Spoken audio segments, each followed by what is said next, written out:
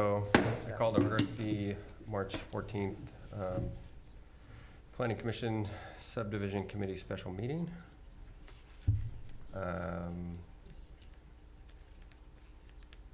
Roll call? I can do that. Yeah. Michelle's out today, so Chair Riley, Here? Vice Chair Sofkanik, Close enough. he's absent. Commissioner Andrade, Here. Commissioner Colty, Commissioner DeBolt, Here. Commissioner Gross, and Commissioner Lowe. Here. All right. And then we just jump right into the discussion, study session for zoning code update.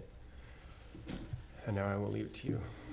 Thank you, Chairman, Commission members. As we continue to venture through this effort, we appreciate your time. There's a lot of information here, and I know that you all want to have that opportunity to fully review and discuss and provide feedback to staff and our consultant team. So we're certainly here for that. I know that tonight we did furnish you a comparative set of tables and definitions, and I think Commissioner DeBolt mentioned that he really wanted to see that direct comparative, and that was our intent is to make sure we're fully transparent on all of this. And I realize that you just received that, but we'd like to have that chance tonight to go through this portion of the code and have a chance to discuss with you, answer any questions you have, and hopefully provide the feedback we need to bring this to the next level and preparing it for public hearing at the appropriate time.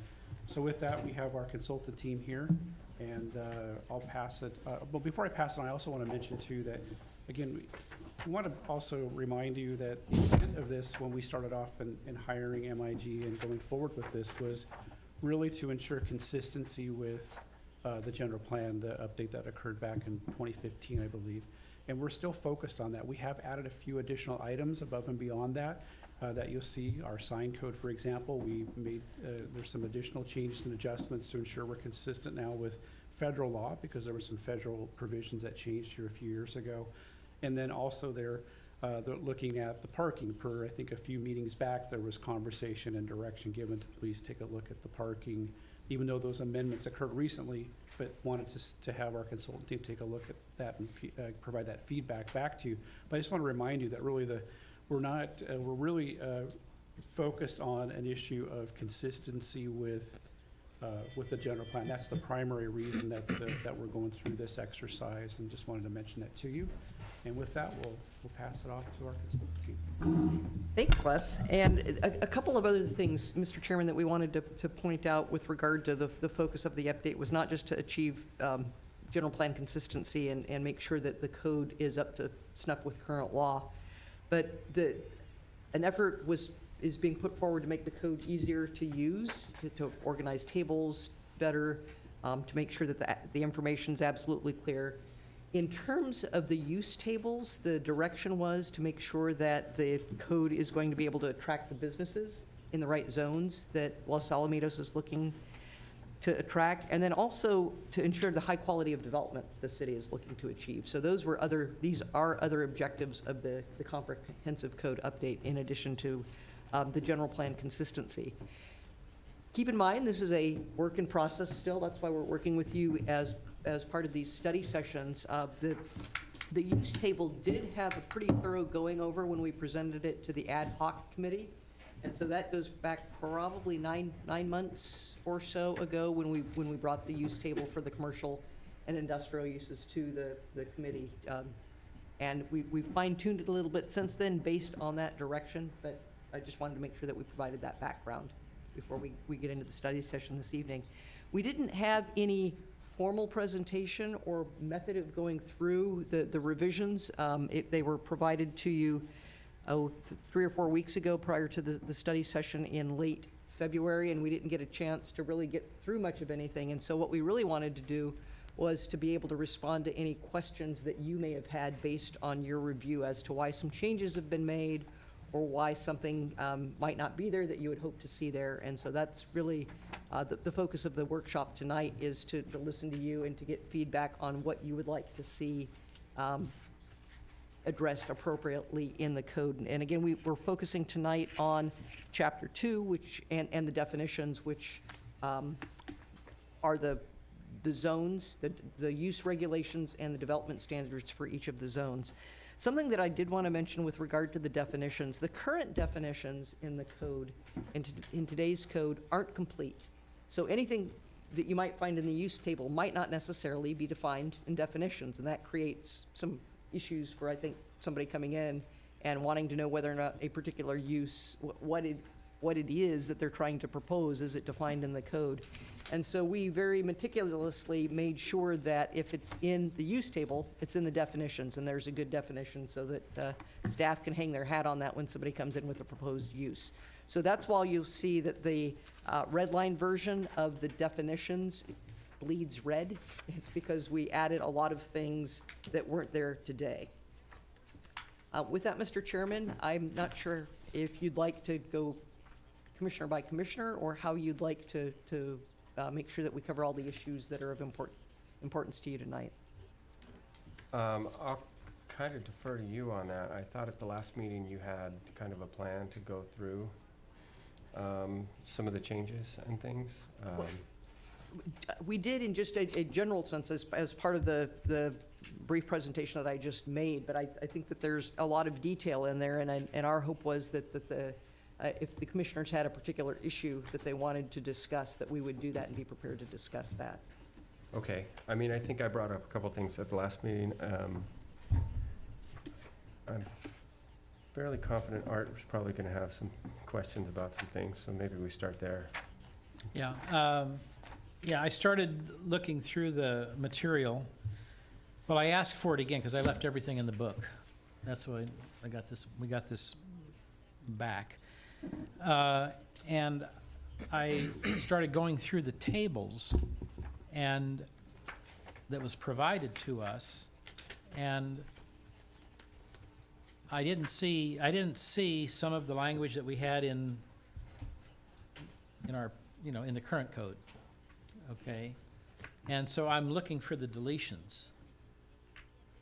All right, we have deletions. What was provided to us, for example, the stuff that's been changed is noted out there, which is great, and I'm kind of following that. But then, when I got into the numbers, the numerical values for density, lot size, this type of a thing, there were no deletions. I assumed everything is remaining the same, okay, which was a erroneous assumption.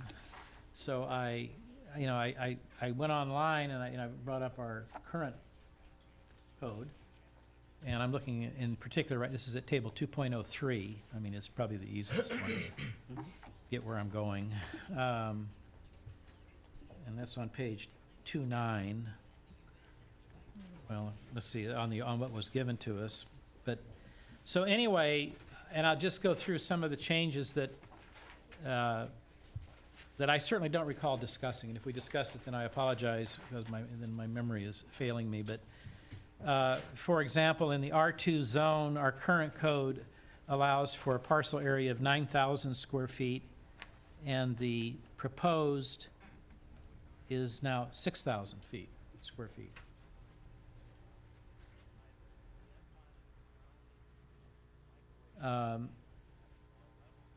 On the R2 zone, going farther down, interior lot widths, or parcel width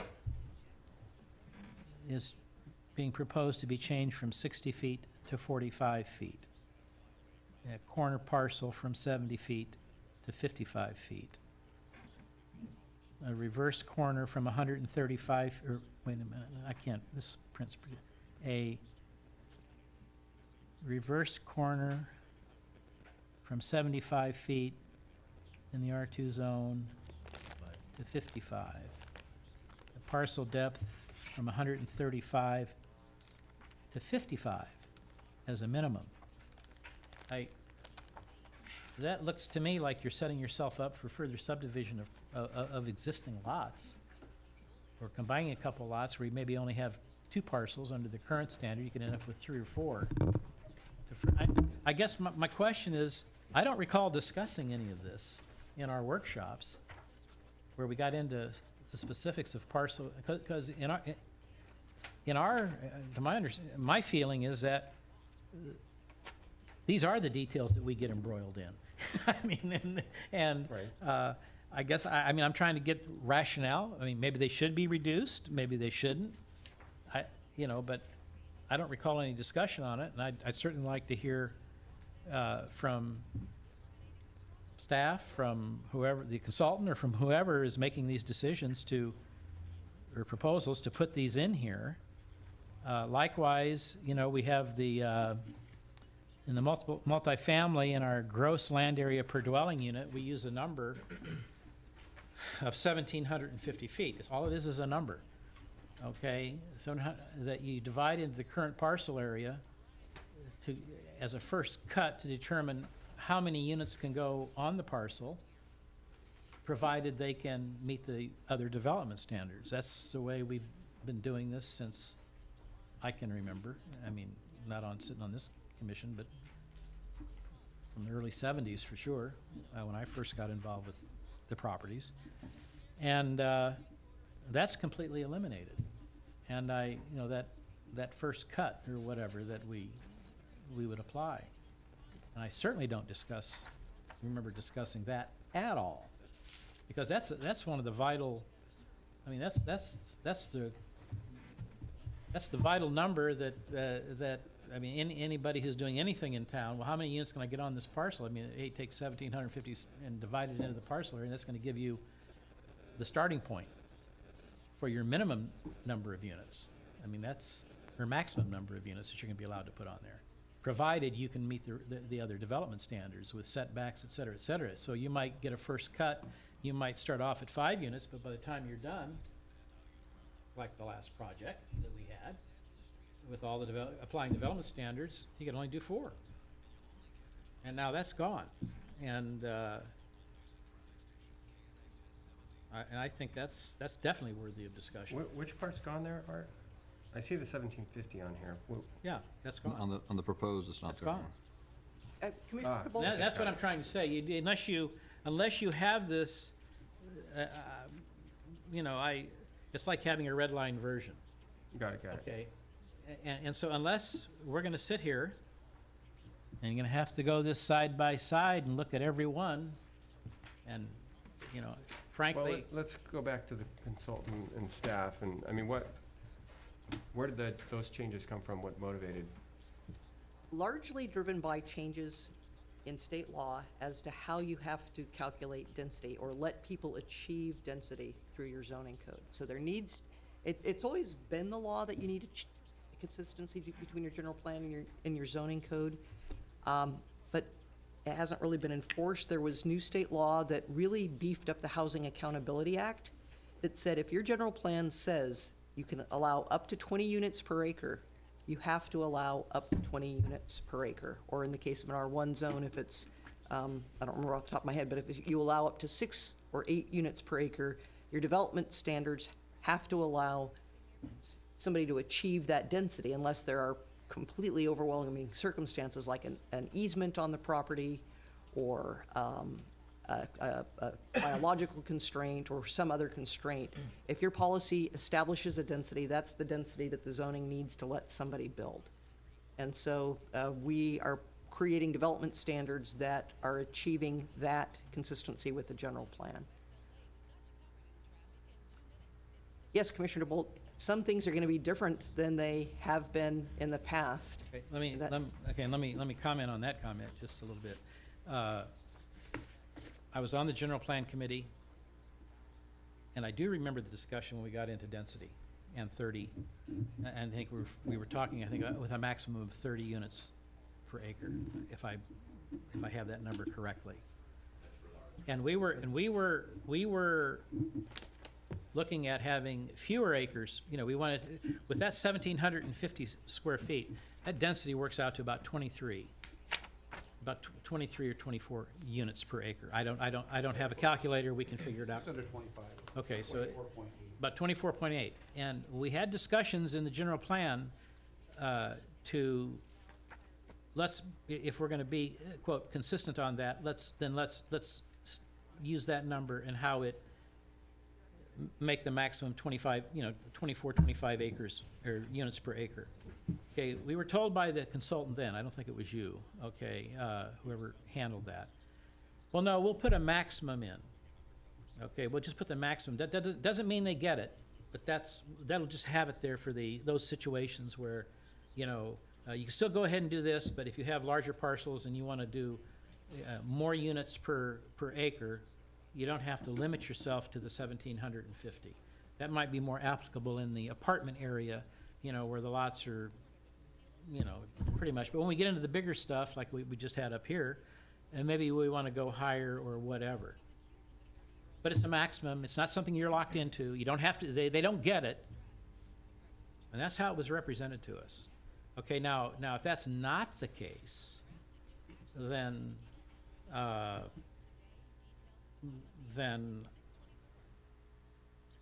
this is where we need to have the discussion, because I'm of the opinion that the 1,750, and if that works out to 24, 25 units per acre, as far as I'm concerned, that's the density that we need to be hanging our hat on, and if we're going to modify anything, then we modify the general plan to reflect whatever that number comports to, if we're going to keep that consistent. That's my opinion, okay? One thing that I will add to that, at the time the general plan consultant was telling you that, the law wasn't being enforced as rigorously as it is for the Housing Accountability Act, and that law has come into place since you did your general plan, at least the new law that said you got to do it this way. If you were to take your density below 30 units per acre in your R3 zone, I think you might be running into conflict with your housing element that sets a maximum density of 30 units per acre for housing that would be considered affordable housing. And so if you were to change it in your general plan, I think that might take you out of compliance with your housing element. And who came up with the 30 acres in the housing element? 30 units per acre in the housing element? That was probably discussed as part of the general plan update. I'm going to get geeky on you for a minute, so I apologize. But when you're doing your housing element, you have to designate, you have to show that the city has adequate zoning, properties zoned adequately to provide high-income housing, moderate-income housing, low-income housing, and very low-income housing. The state has said that for communities like Los Alamitos, if you have a zone where you allow at least 30 units per acre, that's what we're going to call your default density. Essentially, anything that's at least 30 units per acre, you can claim could be developed with below market rate housing. And so anything in your housing element that is shown as at least 30 units per acre, the city has said, we could accommodate below market rate housing here. So it has to be at least 30 units per acre for that reason. But that's the number that we came up with. No, it's actually in the state law. Some cities have it at 20 for more rural type communities, but 30 is the default density established by law. Jose, do you want to add to that? Yeah, well, to get the lower default density, like Laura said, it's rural, and I think that, I'm trying to remember what the maximum density, or not the density, but the population of the city. If it's less than 25,000, I believe that's where you get the lower default. And if it's over 25,000, that's where the 30 dwelling units per acre Okay, so we're kicks up. 12,000, we're 11,000. But they also define it as a urban area, and you might be considered as an urban area, and so that's why you have this 30. It's frustrating, Commissioner DeBolt, I know. Well, no, I understand. Okay. Just so we have all the information. And then regarding consistency, and I think I brought this up to Les, and I'll give it to you, the attorney as well. Here's one, put this down. Regarding consistency in our zoning with the general plan. It's my understanding as a charter city, zoning is one of the areas where we are allowed not to be consistent. Okay, and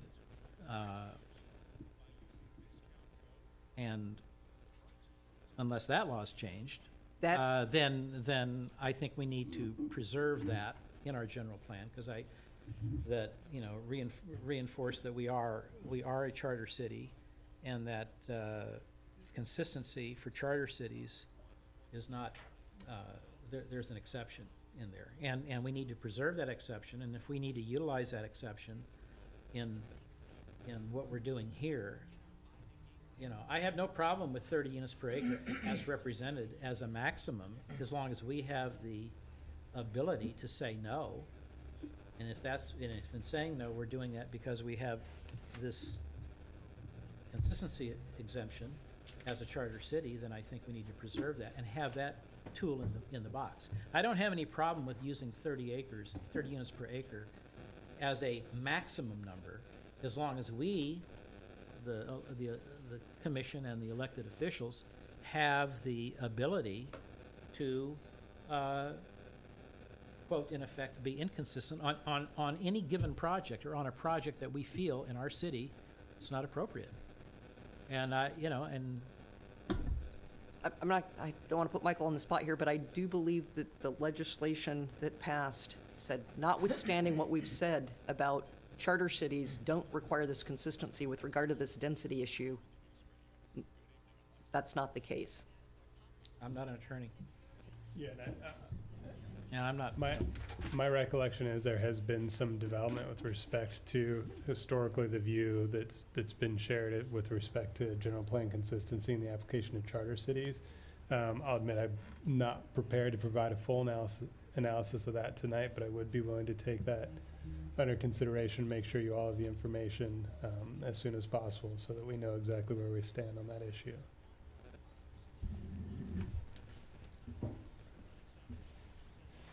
So the bottom line response to your question is, the changes were toward achieving general plan consistency, but it's this larger issue. But I do believe in this case of the density limit that charter cities are no longer exempt. So how do we go from, what's the justification for a lot size, a lot width reduction from 60 to 45 feet? I want to know how these numbers are arrived at, because we have the typical lot size around here is 49 and a half feet, or 50 feet. Okay, is our typical lot size. Okay, and so if we're going to take a typical lot, we put let's say we put 2 or 3 typical lots together, and we reduce that minimum lot, we reduce it to 45. In theory, we could be further subdividing our existing subdivisions. So you're setting that up for creating densities that are The R1 zones would not be affected. It's the R2 zones where I'm talking R2. You're We're talking R2, and I don't know if you changed the R3s. I haven't had the time to get through that or the other ones yet. But I want to, this is the stuff, the devil's in the details. We make changes, we do stuff like this, and all of a sudden, here's a project comes in that on the face of it or whatever, we go, whoa, what's this? We should be able to apply this, and we find, oh, no, that got changed. Well, I don't remember discussing that. We changed that lot size to 45 feet?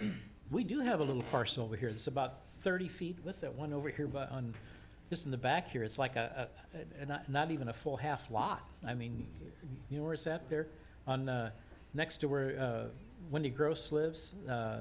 Oh, yes, I know what you're talking about. On the alley, it's kind of turned toward, Well, it's like it's been cut on the width. I mean, we now make that great for them. They got a legal lot now.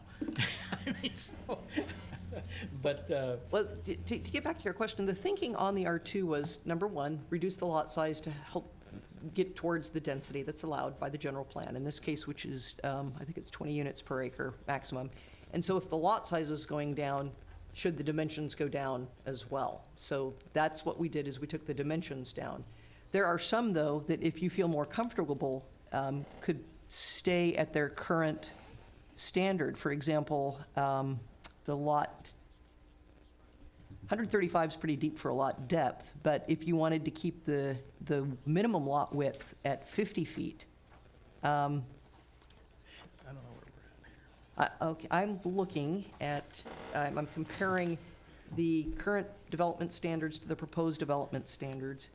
And for R2 today, the standards range from 50 to 60 feet.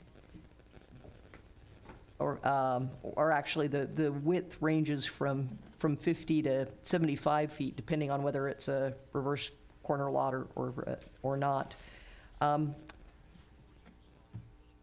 Those could be kept at their current rate, but we would probably recommend keeping the minimum lot depth at 100 feet rather than 135.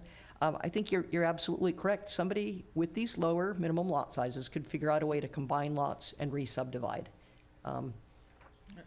That could be the case.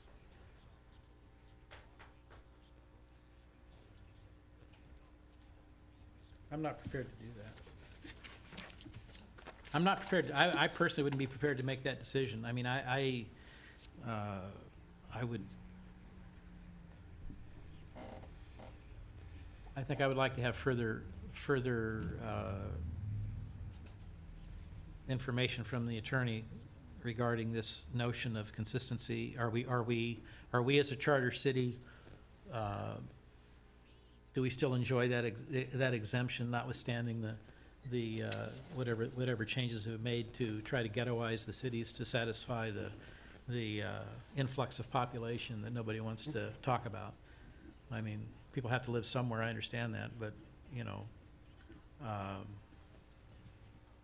we're a charter city and we have a chance to protect that. I think we need to protect that. I mean, that's what we need to know before we go forward. I think that's almost a decision, it's like it's gotta be almost a decision of the, maybe of the city council. You know, what is the city council's attitude on something like this? I mean, it's like, this ought to come from the top down to us, that we know we have a framework to work in, that if we want to keep the density, you know, if we have to be 30 acres because of our, quote, being considered a urban area rather than a suburb, which we are, we're a suburb, we're a suburban community. So if we're, you know, let's find out where we stand. I mean, because then it certainly makes these discussions, I think, more fruitful. Otherwise, it's like, why do we, you know, I mean, that makes sense. Yeah, absolutely. I am hearing your concern, and I'll make sure that we work up the analysis and get you all that information. Yeah, I think we've kind of run into this a couple times where, didn't we have an applicant up here and some people thought it was maybe too dense, but they were like, well, if you shut us down because of density, we're within, you know, your zoning code, and we'll, you know, I think even before we talked about it, there was Right, rumblings right, that they were right. prepared to, you know, take legal action. But that's kind of a different thing, because I think you're talking about consistency between the general plan and the code. I'm talking right? about, yes, but. They were coming in saying, we're within your We're code. within, we're regardless within of that the general maximum, plan. of course, and what the consultant's saying, she's saying that if they come in within the maximum, you gotta give them that. Well, and I'm going, no, I wanna be less than 30 units per acre. I wanna be closer to the 20, 24, 25. Right, Do we have that latitude? We're being told no here because we have to be completely consistent.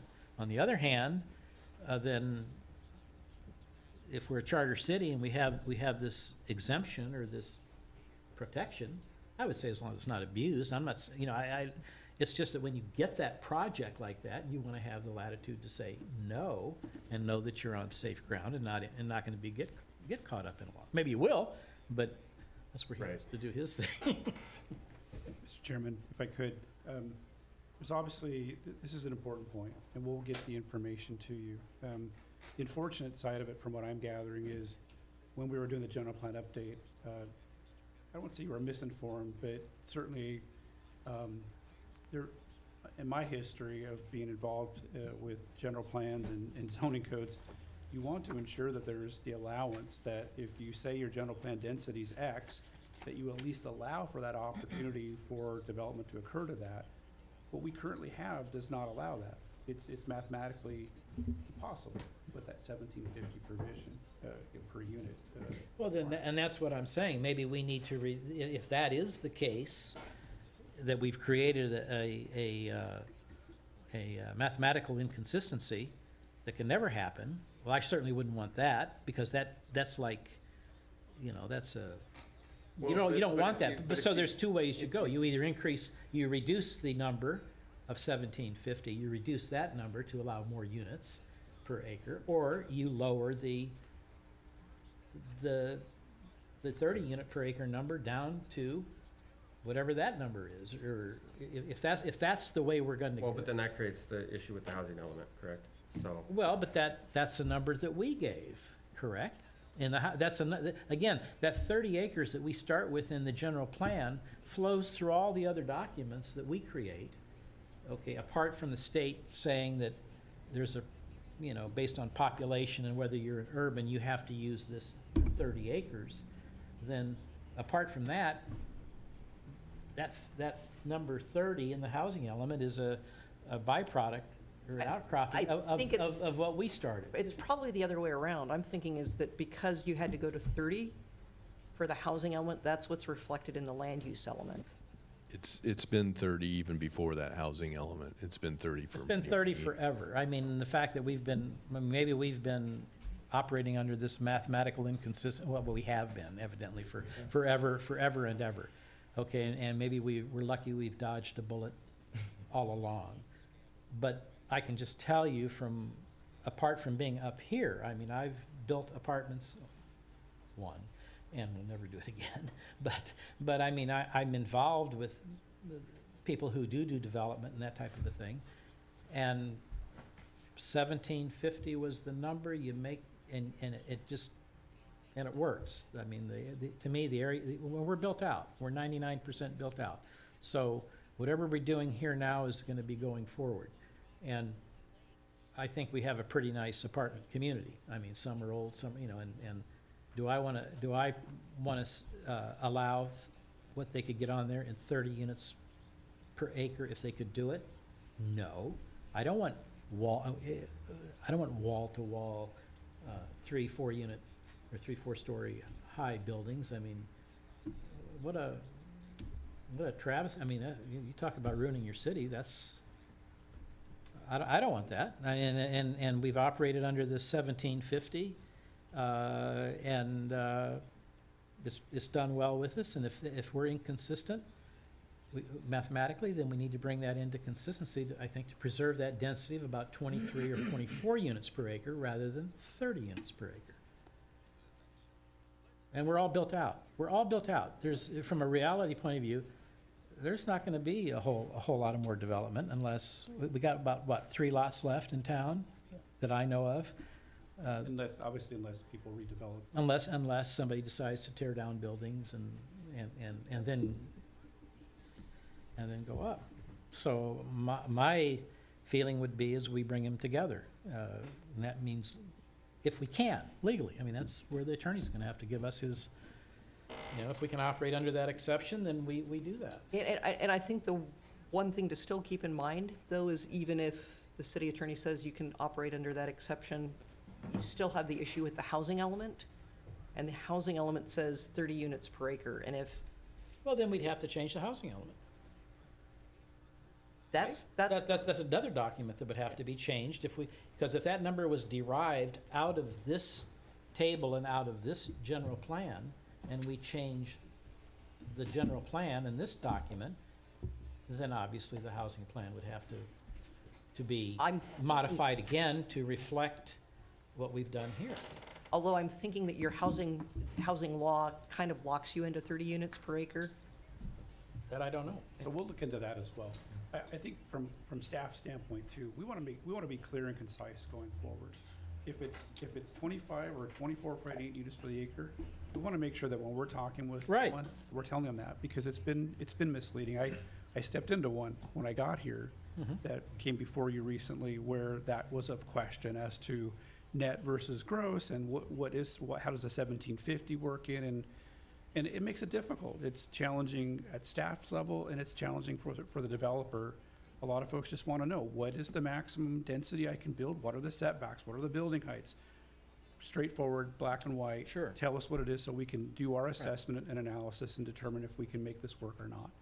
And I think that's a key point for us going forward. We'll get the answers to you, we'll figure that out, and some of that's gonna be a policy decision that you'll be recommending to council as to how we wanna go forward with that. But from staff's level, at the end of the day, we just wanna make sure it's clear, concise, to the point, and we can ensure that everybody knows the rules going forward.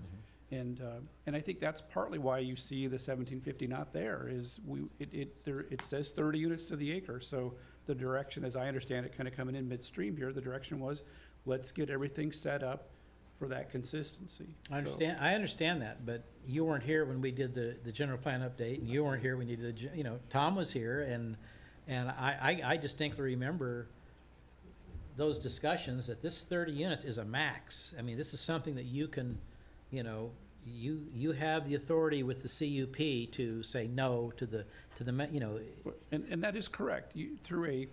Through a discretionary permit like that, you do have that with justified reasons for it. But from the standpoint, as I think was mentioned earlier when Laura said, we've got to at least provide that opportunity for somebody to be able to, for a project to come forward and be considered at 30. And right now, you can't do that with the current zoning code. I So understand. I understand. If we have to bring it together, if we can bring it, if bringing it together means you can eliminate the 1750, but make the density maximum 23 or 24 units per acre, you've still got the same number then. I mean, it's just a different way of getting there, correct? The two would be, then you would be lower the 30 to 24, I don't have the calculator, you can do the math, and 1750 into 43,560 will give you the units per acre. correct. And then you can, if that becomes, quote, the max number instead of 30, then that becomes the max number. Yeah. Assuming we don't run afoul of us being a urban versus suburban or a population problem. And then if the housing element drives everything, which I find that hard to believe, that whoever control in Sacramento says you have to have a minimum of 30 units per acre on, then I think that the housing is driven by what's in our general plan in here, I believe. Might be wrong, but So again, we will report back to you on the issue of Charter City. We'll report back to you on housing law and the current provisions associated with that, and provide that for you to weigh in as to how you'd like to move forward. I mean, that's for we me. I know don't that know housing- about the rest of you, but that's my take sitting here. Well, I think this is a totally very valid discussion point, right? Because I think we're always concerned about density and overdevelopment in the city. I mean, it's just one of those things, right? I'm also concerned about consistency, right? Because And I'm okay with that too. I mean, I want consistency too, but if we have the ability to be inconsistent because of on any given project, then I don't want to toss that out the window by tying our hands in the general plan, because the way you give up that exception is to have that in the general plan, that you will be consistent on all matters of zoning. And if that's in our general plan right now, then that needs to be changed. That's that's my understanding of it. well, but it's kind of difficult to have a document like a general plan and have within it say, oh, but you don't have to be consistent. I'm not. That's documented, No. I agree with you if we were a general law city, but we're not. We're a charter city. And as a charter city, you have that. The general plan is the basis for all local land use decisions. Zoning, except in most charter cities, subdivisions and public works can only be approved when they are consistent with the general plan. Charter cities are exempt from the requirement that zoning must be consistent with the general plan unless the charter city requires such consistency by its own charter or ordinance, or the city has a population of over 2 million. Right, so that's the Which question. was that- written to that cover LA. goes to the attorney. Yeah. What's that? Yeah, so, and it only applies to zoning. That's all it applies to. Beyond that, we gotta be consistent everywhere else. Um, So I'm just, you know, Commissioner DeBolt, one other thing, because this isn't very helpful either, but there is legislation moving forward right now to require general plan consistency with zoning consistency in charter cities. fine. When that happens, then Yeah. we revisit that, you know, but woulda, Well, coulda, shoulda, So when maybe you say happen. that's pending legislation, what kind of timeframe are, Within this, well, let's see, yeah, within this cycle, all the bills were just introduced or have to be introduced by the end of March. There are a number of, housing's a hot topic right now, obviously. I mean, it's in the news, seems like all the time, as of late, and I think that's why that was introduced. I think there's a handful of bills right now that address affordable housing and just ways to streamline housing projects being built. So to where it's concerning Well, to no. me, because even the Housing Accountability Act that just went into effect January of last year streamlined a lot of housing. There are provisions now that we have to outright allow certain housing projects if they're in proximity to transit. Right. And they're just outright permitted. So Right. it's a continued push to, So then, if we brought it into consistency, I'll just give you an example. If we brought it into consistency, let's just say by reducing the 30 to 24 and change, now we are consistent. So when the law passes requiring consistency, we have the numbers that we want. We're not at 30. well, but it sounds like there may be some downside to that, from coming off of that 30 number. I would need to go back and look at your housing element to see what the housing element assumed for sites that would support affordable housing. And if the housing element says, these allow up to 30 units per acre, therefore, we are meeting our housing obligations. If you change that, then your housing element will no longer be in compliance with state law. And we would have to modify that. We're going in a circle. Yeah. If there's something magical about 30 units per acre with the state, then we need to know that. Okay, if the state is putting a number out there of 30 units per acre, that this is the number that is a minimum for all housing elements, then obviously we have to be, and that's regardless of, that has nothing to do with any exception. I understand that. Yeah. But if there is no number, if that number is derived from our general plan, because we put in this maximum of 30 units, and that, by putting that in our general plan, that flowed into our housing element, then if we change the general plan, then obviously we would have to change the housing element to reflect whatever change we make in the general plan. Unless the state has some fixation or there is this magic, this 30 Right. units per acre that's sitting out there. Yeah,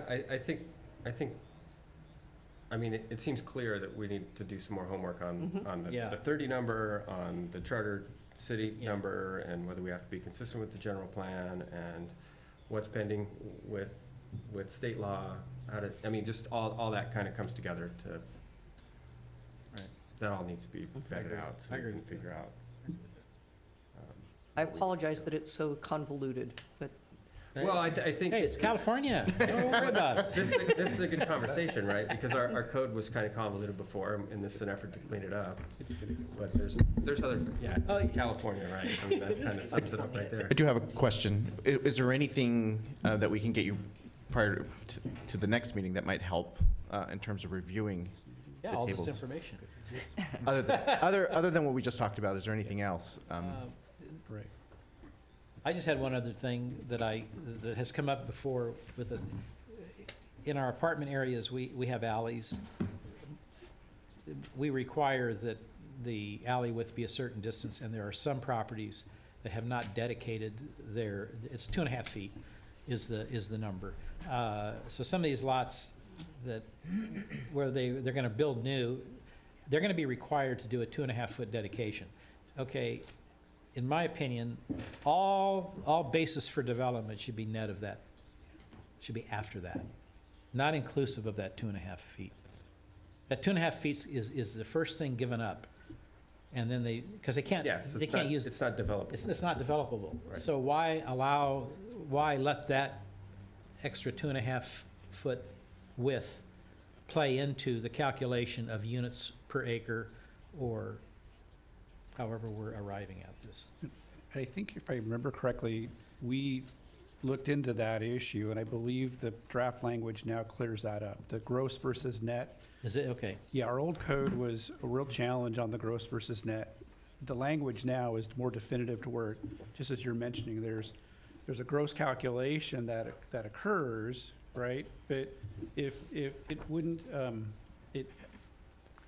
Or it's essentially density is calculated should be on the net number, not. on the net gross- number, Yes, not yes, exactly. including any dedications that are required. yes. right, exactly.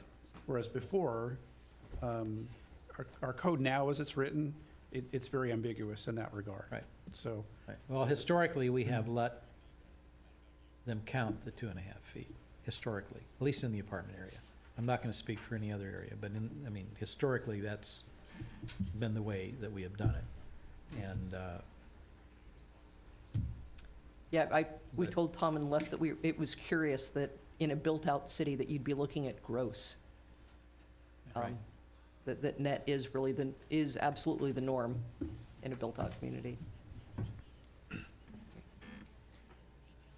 Any questions, any other questions about development standards for the residential zones? I have to go through all this. I have one that, and maybe it's in here now, but I know it wasn't, is that where you measure the height from. Oh, That came up in the past with a development that I was involved with, and I'm not sure if that question is in there now. It was kind of like, well, it could be this, could be that, you know what I mean? It was, it's from a curb. isn't it? We do, I don't have that I'm not sure, information in yeah. front of me, I don't know if it but is. I'm just saying, absolutely, if we we, can look in, make sure it's It there was somewhere. from the nearest curb. Is it in there now? Yeah, well, that's the way it was. I don't know. Okay. I've got to check that. but it's unequivocally clear, and we want to include a graphic. We haven't put all the graphics in yet, but we want to show how you measure building height.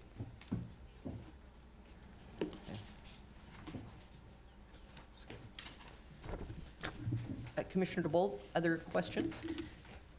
Well, that's all that I have right there. Now that we have the red line version,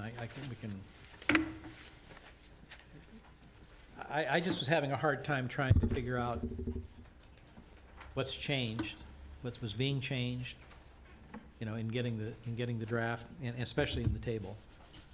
Was trying to figure out what's not there. So, for the moment, that's all I have. Okay. Mr. Chairman, why don't we go ahead and look at the commercial zones then, because I don't think we got to those at our prior, well, we did a little bit, because we talked about some of the, we talked a lot about the percentage of office that could be allowed in the commercial zones and what the real intent was, but what we didn't get to was any of the development standards for the commercial zones. And so I'm looking at page 221 of the original materials that we provided. And with regard to what has changed, let's go ahead and take a look at the materials that Tom provided to you. Oh, it did. I think, Jose, did you have a copy that compared What are we looking for? the, not commercial, but the commercial development standards, or do we just have residential? Yep. I had one question, just a quick question. In the R1 zone, religious assembly is prohibited. And then, if I remember reading the definition of religious assembly, it included housing for the clergy. So if a church were to buy a house to use as a parsonage, and they put it in, in an R1 area, is that, it's owned by the church to be used exclusively for their clergy, is that prohibited? I would think not, because the fair, well, maybe we need to clarify in the definition, provided on the same site as the place of religious Okay, assembly. I was just curious. Yeah, uh, they could absolutely do that. If they want to buy a house and put the parson in there, or the minister in there, that would be fine. Okay. Because it's an R1 zone, it's an R1 property being used for an R1 use. And I know some churches utilize, they set up like an apartment or something for, let's just say, ministers that come in to speak temporarily for, they're there overnight, and they might have I'll call it an apartment for lack of a better word, but just a room that can be used for sleeping and for whatever. Is that not included? I guess the question would be, if it's a matter of ownership of the home, I think the intent here with this definition was to say, if you have a church facility or a religious facility, and on that grounds you have a residence or residences for the clergy, that's a part of that facility, that religious facility. I don't think it was intended, and we'll look into this. It was not intended to say if a Cottonwood Church went out and bought a house in a neighborhood, and that house was intended to be for one of their pastoral staff, that would be in conflict with the code. I think the idea here was that, kind of reverse, that if you've got a church facility, You don't want to have. that within that church facility, you could have a residence for the clergy. Right. I think that was really the intent and purpose, to mix that versus prohibiting somebody from being able to, I mean, we have, So how about- obviously, we have pastoral staff living in homes all over. So how about the Catholic Church that has, the priest has his residence right on site, and And the that- nuns there have their, Correct, and that's what this is intended for. This language here is intended to say that's a part of that religious facility, so it's within the context of that. It isn't necessarily trying to prevent the church, if they bought a house across the street in the residential neighborhood and the church held the home, but the priest lived there, that would be in conflict. It's still a single-family home. The ownership would be under the church. But we need to find a way to, would there be any Yeah, prohibition against Bible studies and they bring people in for a home Bible study, stuff like that? I don't think that I mean, is that prohibited? If you have, in the R1 zone, you can't have any religious assembly, so does that, If, a home Bible study, they might have 10 or 15 people come in? whether it's a And- clergy member or somebody and- else coming in for Bible study at my house, that's not a place for religious assembly. It's me at my house having friends over. Whether we're talking about books or the Bible, which is a book too, or. Right. or No, I'm just, where- was well, I'll have to reread the definition, but. I see what you're after. I don't Because there think- was a bunch of, which is great, the definition is thorough, but it throws there's a lot in there, but is it, if it's a prohibited use in the R1 zone and within the definition is, I think we can change that by adding the word accessory in front of residence for the clergy, okay. because it's then clearly not the primary use of the property. All right, the development standards in the commercial industrial zones, we did touch on those last time, because we talked about the fact that the setback, the front yard setback was proposed to be reduced in the PM zone, because it's at 50 feet now, and if it's on a major arterial, and so that's where we ended. And so what I'd like to know, if anybody has any comments on the town center mixed-use zone. This is a new zone to implement the town center mixed-use area. And the uses that are regulated in the town center zone are a little bit different and a little more restrictive than your general commercial zones, because the emphasis is on creating a pedestrian environment and maybe not allowing uses like drive-throughs or other things that aren't consistent with that pedestrian orientation. So the thought was to create uses, including things like offices, that have more of a street-level presence.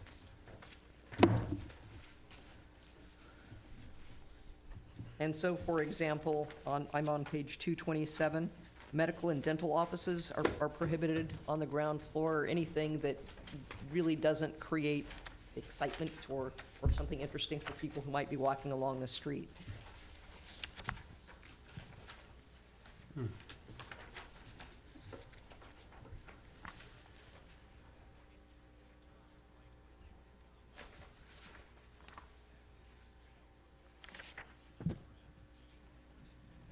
So a dental office would be permitted? Would be permitted, but not on the ground floor. Oh, I see.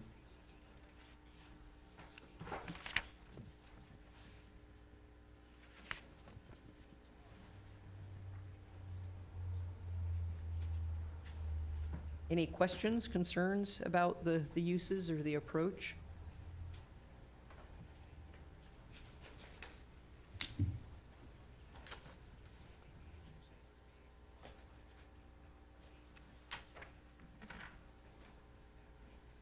And Jose, with regard to mixed use, we've also allowed for it to be, they don't have to be integrated into one building. Somebody could have a commercial building on the front and a residential building behind. I'm confirming that. And Commissioner DeBolt, on the development standards on page 230, I'm kind of jumping ahead here. This is also established at 30 units per acre. So we would want some feedback on whether or not that's an appropriate density. Once we give you all the additional information, if it could go lower, would you want that low, or is 30 units per acre appropriate in this pedestrian type zone? And going back to your comment, yeah, you're right. It's allows both vertical mixed use and horizontal mixed use.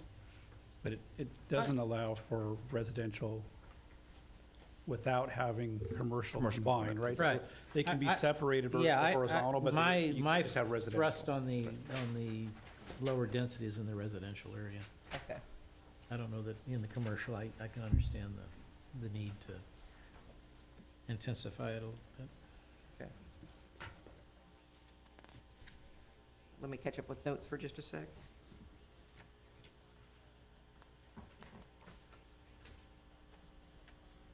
Again, aren't we gonna have an inconsistency though? Like if we have 30 units per acre and we have height limits and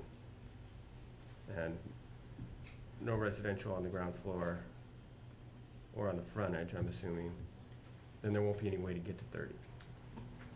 The building height, and this is on page 230, can go up to 60 feet in this zone. So there's quite a bit of volume Mhm. that you could put a building, or put units within. Okay, so this is just that consistency question, so I think it's attainable. Like It's consistent. attainable, and a lot of it depends on the unit size as well. If somebody puts in 500 square foot units, 750 square foot units, you can put more units within a building envelope. Right, okay. Well, when you talk about units per acre, are we talking residential? Is that Yes. that's a residential term? Yes, All right. So not units, I'm thinking of commercial, each space is a unit. I mean, Yeah, well, this is mixed use, right? Yeah, this is So, mixed so use, if you, so I'm if you thinking got of- residential, or you got, business use on the ground floor, and then there could be apartments or lofts or whatever above, so right? okay, And- so and the that third, the density- units per acre in that instance still pertains only to the residential, correct. not to the, Right, the floor area ratio would be the guide for the non-residential component. Which is at And- 2.0. So there's pretty good allowance for development to occur in the town center Yeah, mixed-use that zone with the 60-foot height limit. The thing that's probably more than anything going to drive how they develop those is what the parking requirements are and how they meet the parking. And there's nothing that would prohibit anybody from doing underground parking, structured parking, parking lifts, mechanical lifts, if somebody wanted to put lifts in a parking garage to essentially get more cars per, don't see any of that ever happening. pardon? Yeah, I just don't see a lot of that happening, but that's 50 years down the road. We'll all be gone. And there is no rear setback required unless it abuts a residential zone. So there's a 15-foot setback requirement to provide a buffer between the town center mixed use and any residences that might be behind it. And going back to what Chairman just mentioned regarding I think that's a valid question. Does that set up the inconsistency? Or is this, I mean, Well, but it sounds and, like. and if that's one where we would utilize the exception that we have as a charter city, if that's allowed. I think you're okay with the development standards, with the 60 feet and the, So the consistency area will apply to the consistency requirement will apply to the zone, the particular zone, and the development standards within a particular zone. I mean, Well, we're vetting you see what I whether mean? there is a requirement for consistency, but it's But- not an issue here because the development standards we're laying out allow for consistency. What I'm saying is if you lower the whole thing though, if you lower all the numbers, is this gonna be a problem? But the general plan specifically calls out the mixed use as 30 dwelling units per acre Okay, and 2.0 FAR. all right, okay. Unless you lower those, then No, I understand. Okay, it's just, Yeah, so this is good.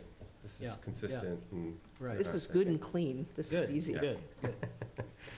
Okay, And it sounds like everybody's still happy with the vision for the town center mixed use Well, yeah, area. that's fine. Yeah. Okay, good. On page 231, I just wanted to point out that recognizing the mixed-use nature of the town center mixed-use zone, there are proposed standards that are included to make sure that there aren't conflicts between the types of uses, so that when the commission's reviewing anything, you're not, and believe me, this happened in Burbank, but I'm going to give you this as an example of what not to do. For a mixed-use project, they had a nightclub below a senior housing project. So the standards are, somebody said, well, they're probably all deaf anyway, so it doesn't matter. But those are the types of things that you want to avoid in doing a mixed-use development, and so there's standards to address those types of potential incompatibilities.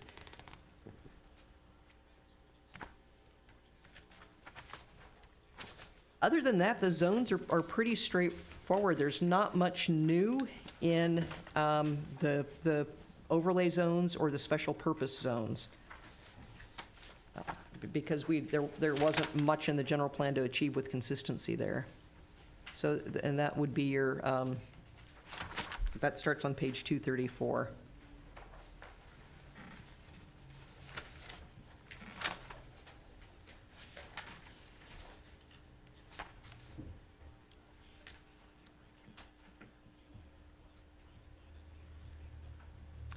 Something that I want to mention again, just to give you a heads up, with regard to wireless communications facilities, and we haven't gone over all of this with you yet, but there will be a new ordinance that the city attorney is writing to deal with the small cells that are really the state-of-the-art that's coming forward, and they cannot be regulated in the same way as you historically have regulated cell towers or dishes in people's yards or on top of commercial businesses. It's going to be regulated entirely differently. Is that because of a mandate from the? That the FCC, It's a new general order from the FCC regarding the placement of small wireless facilities in the public right of way and on public property. I thought we already did something on that.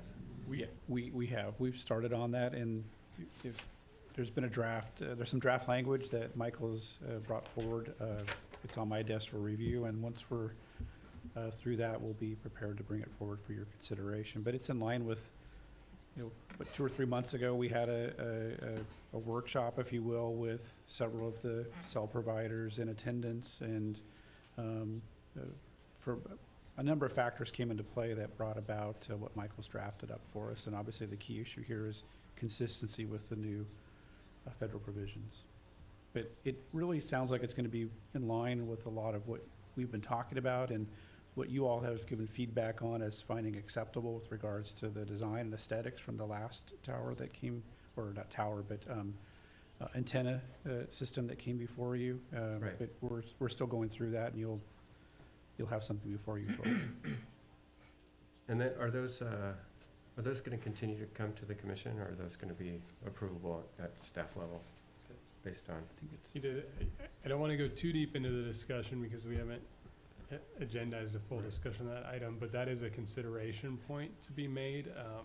Traditionally, or at least historically in this city, we've brought those installations forward just under our general wireless provisions, which requires planning commission review and a CUP, Okay. which is problematic in a sense because of the timelines. We're fortunate. Well, I was to just work looking under at now, so this, that- right, because it says subject to development permit, minor, right? Because it says permitted, so I guess that's where that question was coming from. I see, yeah, so we'll have the updated draft that'll also discuss sort of our proposed method of permitting and entitling those types of installations, and depending on the direction we receive on that effort, we'll obviously have to work together to make sure that what we're putting forward from my office mirrors and complements the more substantive or more extensive overhaul of the zoning code generally that we're discussing tonight and working on. Okay. Do those towers or those units, is it just cell service, or is there like Wi-Fi in there, or are there multiple different types of transmissions that are occurring? I should know, but I can't tell you definitively. Yes, re- your cable service as well comes through that. Cable? Through the, okay. The Well, only 'cause reason I asked, I read an article. I don't know, there's cellular and then there's like mobile data, or kind Yeah, of different, The different things. system is really more data than phone service any longer. Right. It used to be, obviously, the primary objective was all for it to be cellular focused, but, you know, how many times do we make phone calls now versus everything else that's data related? So that's, Well, and you that's- can make phone calls over data, right? right, over exactly. IP. Now that's the case too with Wi-Fi, you're making phone calls that way. But the bottom line is there's been such a transformation in the last few years, and this technology's changing at such a rapid pace. But the data issue is the biggest problem. And now to add to it, the new 5G process, which we heard about when we had that workshop, adds a whole new element to it. And that's why there's even a strong push on these small cell antennas, because of the direct line of sight needed, and there's such a small coverage area per antenna. Yeah, And so what we're gonna end up finding out is that many of probably our streetlights, the vast majority of our streetlights will have very small antennas associated with them as a way to get a very good, thorough coverage, so improved coverage, but also the ability for them to transmit much more data, because our data usage continues to rapidly go up year after year as the technology continues to advance. right. So really, it's a data distribution setup. And communications as well, for example, for driverless cars, being able to communicate with these little antenna that would be on top of street lights, sides of buildings. Sure, what's your question? I mean, what's the motivation? Well, I just had read an article today, and I was trying to find where I read it, I don't know which site I was on, something about three or four kids have either been diagnosed or with cancer, with tower. It had to do with, not the regular cell towers, but it had to do with a combination of Wi-Fi, multiple, and they, the schools are putting the towers there, right, and or putting the equipment there. And I guess in this one area or whatever, there's been, I guess, Multiple cancer. and they're calling it environmental, I mean, or whatever I couldn't, I don't Yeah, know the article.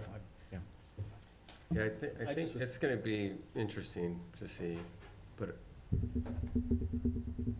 it's everywhere. Oh, no, I Right. know that, I mean, I'm just, you're anywhere, and like, this watch has GPS in it, and I turn it on and it connects in like, takes like 15 seconds. I could be inside, it connects, right? I mean, that's all you have a stuff little out glow, you have there. a little glow on the side of your head right now. But I also don't know that there's any, I don't know, I heard a story on the radio or something the other day where they said that you cannot not allow that stuff because of health concerns, because There's a clear federal preemption that says local municipalities, when making zoning determinations, cannot look Right. at any alleged health concerns as long as the FCC guidelines for health, Right. radio frequency emissions are met. Yeah, so, Mr. Chairman, that's all we have for you this evening. We don't have any new materials to bring forward, but just to lay out what we need to do. We still have a couple of sections that we'd like to talk to you with in depth. They're on my desk to review, and so, Les, it's Article 3. And we need, I don't think we have enough time to notice a study session for your next planning commission meeting. Do, the- That's on the 27th, is that right? Yeah. We could, but yeah, I mean, it's possible. Study sessions don't require as much notice as a regular meeting. We're fine. What we could do, if, assuming Lori, that it works on your schedule, what we could do is what we've done the last 2 meetings now is do a study session at 6 o'clock on prior to your next scheduled meeting on the 27th. Do we, what's on the, do you know what's gonna be on the agenda for the next Maybe meeting? heavy agenda or anything? We have. 2 CUPs, Right. just short, and one for extended hours and one for expanding a gym.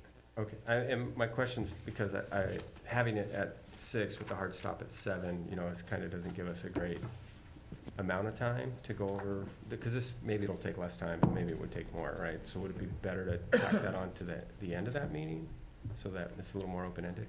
Yeah, but, I mean, it's kind of a challenge on either side. I don't know, I mean, I'm just throwing that out, I don't know how the rest of you guys feel about it. Well, we can come early, see how far we get, and then see how quickly the main meeting ends up, and if we can stay beyond that to continue the. Well, but then we're keeping the consultants and Oh, everybody, I don't know, I'm just throwing it out. And I don't know procedurally, can you do that? If you have a study session, then continue it into the regular meeting, After the meeting. after the meeting? Are we paying it by the hour? Do we care? We'll go have dinner while you're. Yeah, what I would suggest is we do the 6 o'clock study session, see how we do with that, and if we need to continue it on afterwards. The challenge is we don't know how long or short Right. those 2 items are going to be. Right. Sure, We're anticipating that they'll be fairly short, but we don't know. There could be concerns raised by by oh, I get residents it, or- I get it, I'm just trying to give us the opportunity to have it. I'm totally fine with starting at 6, and as long as we have the opportunity to continue it if we want or need to, you know, keep it going after the meeting. And I've been talking with the city attorney. We're going to work diligently over the next few days to gather all of the information regarding Charter City, the housing law provisions, et cetera, and get that to you right away. Okay. We'll have that out to you as soon as we can next week, well in advance of the meeting, so you have a chance to look at that. Also, as you're going through the information, if there's anything you need, please let us know as soon as possible so that we can furnish that to you and to your colleagues. We really appreciate that. I didn't intend to do that. I just started, Thank you. so I just started to look at it. That's what Yeah, prompted. well, we appreciate that. Getting that feedback helped us. Unfortunately, we didn't get it to you, soon enough early to help make a significant difference tonight, but we certainly want to get that feedback as we're venturing forward, and please feel free to call, email, text us, whatever, yell at us, whatever. That's what we're here for. So, And I'm thinking the materials that we're bringing forward include parking and signage. So we might want to break that up in some manner. that's going to take a little bit of time. The signage may not be too difficult, meaning that a lot of the signage changes are really relevant to federal provisions that it's needed. We're inconsistent with case law and some key issues there. This will bring us back into that, but on the parking side, that's probably something in itself that's gonna take some time. So we wanna make sure there's a chance to explain it to you, have a chance to have that in advance, we can explain it to you and then discuss it with you, because you just went through a lot of work on that, and though you asked us to take a look at it and respond back, we wanna make sure there's plenty of time given to dialogue about that. So we may or may not, I doubt if we're gonna be able to get through all of that on the 27th, but what we'd like to do is continue what's in front of you, getting that hopefully put to rest, or whatever the direction is from the commission, and then move on to these other items. So we will move forward with the 27th at 6 for your study session and go from there. And please look at your city emails for the next packet that we're going to send you for that study session. So take a look at that. Are you going paperless? Well, we will not go paperless. It will be part of that, but please do look at the city email because we want to confirm before every meeting that really everyone's going to be there, so, yeah. Okay, anything else from staff or anybody up here? No? All right, meeting adjourned.